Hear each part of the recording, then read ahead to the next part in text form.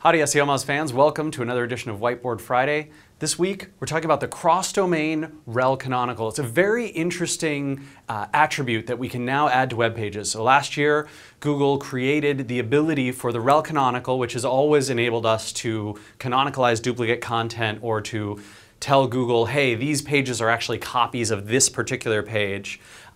And now we can do this across different domains. So we can, for example, say, oh, the New York Times runs IHT, the International Herald Tribune. And IHT.com features many stories that were originally published on New York Times. And the IHT sort of goes, well, we don't really deserve the search traffic for this. Like, it's a great resource for our readers to be able to browse in the IHT site. But what we actually want to do is say, search engines, the original article exists here on the New York Times' website. Let's point to that. And this cross-domain rel canonical enables webmasters of all stripes, big, small, medium, to be able to do this. So I want to point out Tony Adam, who's a great SEO in Los Angeles and wrote on Visible Factors just this week about the cross-domain rel canonical. He pointed out that in some testing he had done, the cross-domain rel canonical looked even faster and more effective than a 301, which has been the traditional way that SEOs and content producers on the web of all kinds have repointed content. Now what a 301 does is it means that not only do search engines but visitors as well get pointed to the new version. So it's a little frustrating if you are in the example I pointed out earlier with the IHT, where the IHT says, well, we still want to keep that visitor on our site reading this story. We just don't want search engines to be confused about which one's the original.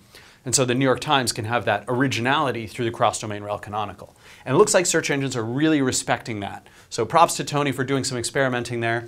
I wanted to point out two experiments, interesting ones, that we've actually done here at SEOmoz and the results that we've seen. So a lot of times you have this call, right? Like I have page A here, I want to redirect it to this other page over here. So I've got, maybe this is AX and I want to redirect it to content AY. And I could use the 301 or I could use the rel canonical. I sort of have a choice to make.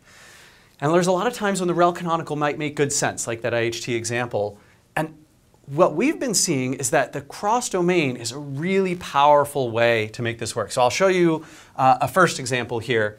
What we've seen is that taking an individual post. So we produced a blog post on SEOmoz a couple of weeks ago called The Story of SEOmoz. It was actually originally written by Robin Good. He transcribed some video that was of a presentation that I made in Rome, and he posted it on his website. It's under, I think it's called Entrepreneurship, The Story of SEOmoz is the name of his post on his website. It's got video, it's got all this great content. We took that content and we said, man, Robin, we really love what you've done here. This is fantastic transcription work and all the video that you took. This is great. We'd like to reproduce that on SEOmoz, give you credit for it.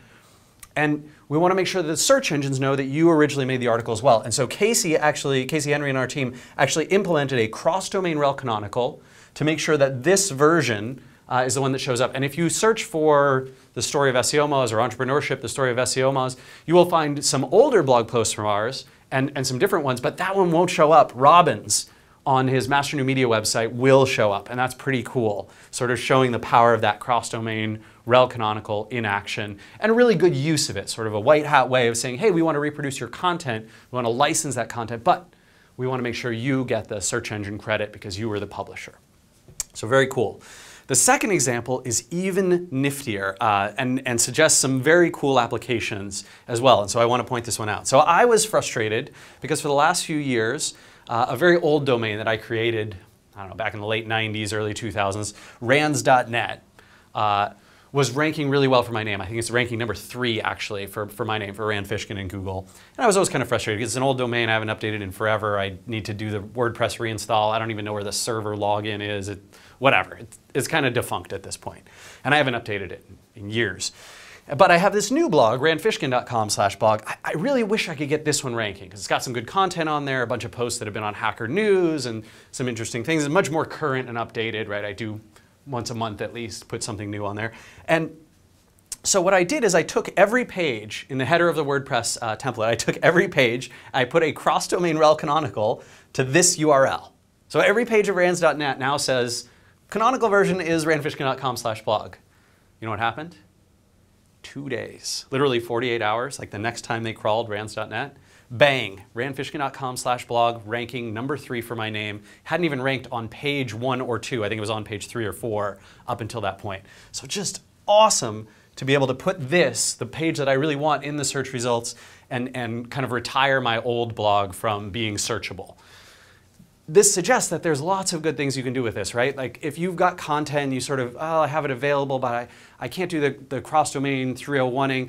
Hey, I can use the CrossDomain rel Canonical to do that. If I have content that other people are reproducing from my site, I can ask them to put it on there when they license content from me. If I have content that I'm producing out, I can make sure that people rel Canonical back to my site. So there's just great uses for this CrossDomain rel Canonical, very powerful tool. And I'm excited because I think over the next few months we're going to see some really creative uses, some good white hat ways to do this. And I'm excited to see what the SEO world comes up with in terms of strategy. And we'll certainly be reporting on some of that here on Whiteboard Friday. All right, everyone. Thanks. Take care.